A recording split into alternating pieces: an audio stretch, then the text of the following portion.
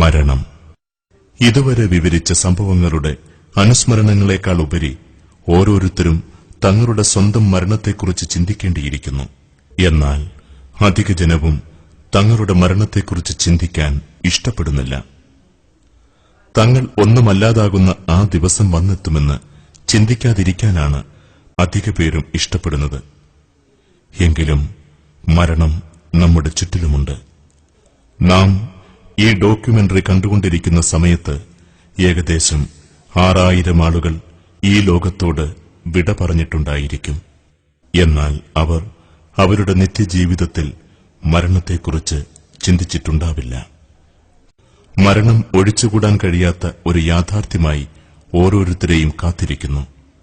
ലൗകിക ജീവിതത്തിന്റെ ഏറ്റവും പരമപ്രധാനമായ സത്യമായി അത് നിലകൊള്ളുന്നു.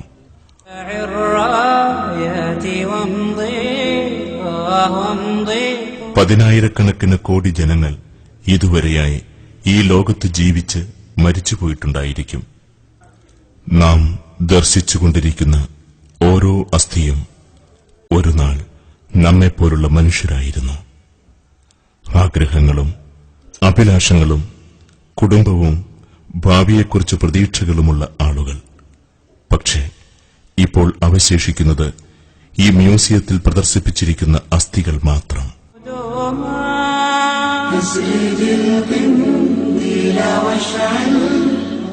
100 വർഷങ്ങൾക്കപ്പുറം ജീവിച്ചിരുന്ന ഇവരാരും തന്നെ ഇന്ന് ജീവിച്ചിരിപ്പില്ല. ഇനിയൊരു നൂറ്റാണ്ട് കഴിയുമ്പോൾ ഇന്ന് ജീവിച്ചിരിക്കുന്ന ആരും തന്നെ ഈ ഭൂലോകത്ത് അവശേഷിക്കുകയുമില്ല. നാമും നമ്മുടെ ബന്ധുമിത്രാദികളും സുഹൃത്തുക്കളുമൊന്നും ഒരു 100 വർഷങ്ങൾക്കപ്പുറം ഇവിടെ ബാക്കിയാവില്ല. കാരണം നമ്മുടെ ഓരോ നാഡീമിടിപ്പും നമ്മെ മരണത്തോട് കൂടുതൽ കൂടുതൽ അടുപ്പിച്ചുകൊണ്ടിരിക്കുന്നു. സമയം എന്ന് പറയുന്ന പ്രതിഭാസം തന്നെ മനുഷ്യന്റെ മരണത്തിലേക്കുള്ള എണ്ണിത്തിട്ടപ്പെടുത്തലാണ്. നമ്മുടെയെല്ലാം അവസാന നിമിഷം നിർണയിച്ചു കഴിഞ്ഞ സംഗതിയാണ്.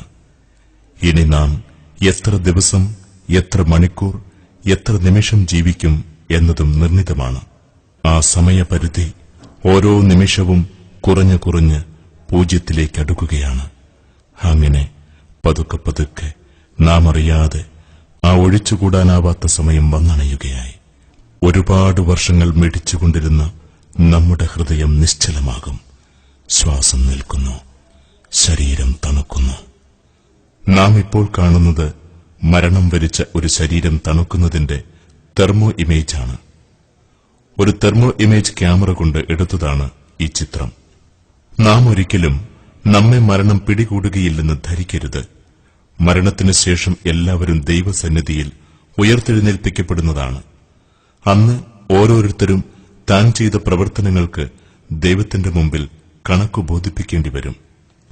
ഈ ലോക ജീവിതത്തിൽ ദൈവത്തിൽ ആത്മാർത്ഥമായി വിശ്വസിക്കുകയും അവന് പൂർണ്ണമായും വഴിപ്പെടുകയും സമർപ്പിക്കുകയും സമസൃഷ്ടികൾക്കിടയിൽ നന്മയോടെ വർദ്ധിക്കുകയും വന്നുപോയ തെറ്റുകുറ്റങ്ങൾക്ക് ദൈവത്തോട് പാപമോചനം അർത്ഥിക്കുകയും ചെയ്ത് ദൈവത്തിന്റെ തൃപ്തി മാത്രം കാക്ഷിച്ച് ജീവിക്കുന്നവർക്ക് മരണാനന്തരം മോക്ഷവും സ്വർഗലോകത്തിൽ നിത്യജീവിതവും ലഭിക്കുന്നു.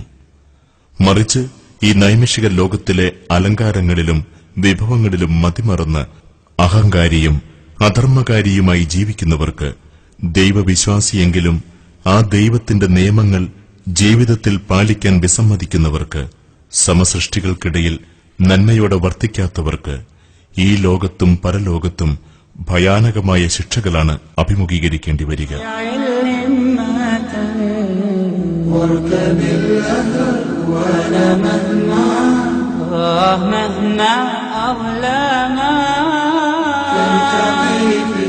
ഇതാണ് സത്യം.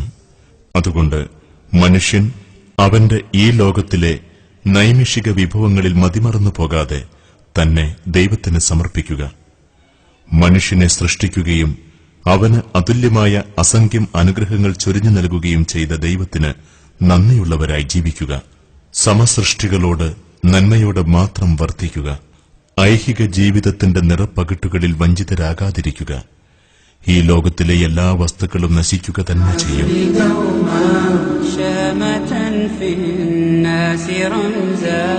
فارتقي في العزم دوما شامة في الناس رمزا എല്ലാം ഒരു നാൾ നശിക്കും, ദൈവത്തിന്റെ അസ്തിത്വമൊഴികെ.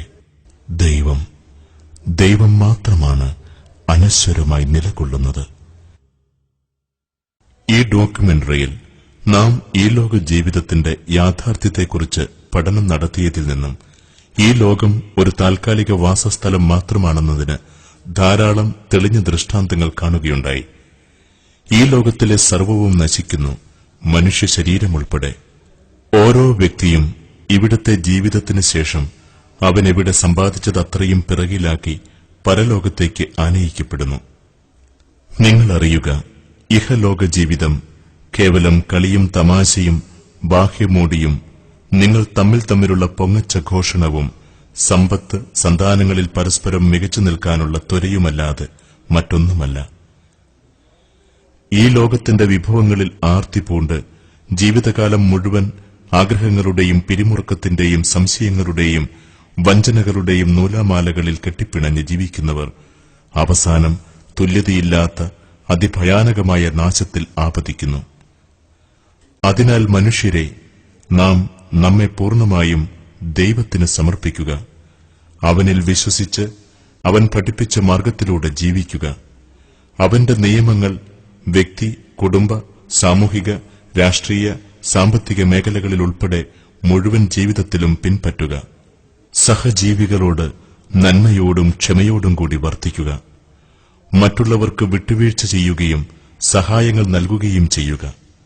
സത്യസന്ധതയോടെയും ആത്മാർത്ഥതയോടെയും നീതിയോടെയും പെരുമാറുക. സ്വാർത്ഥ താൽപര്യങ്ങൾ നമ്മെ ഭരിക്കുന്നത് നിയന്ത്രിക്കുക. എല്ലാ സൃഷ്ടിജാല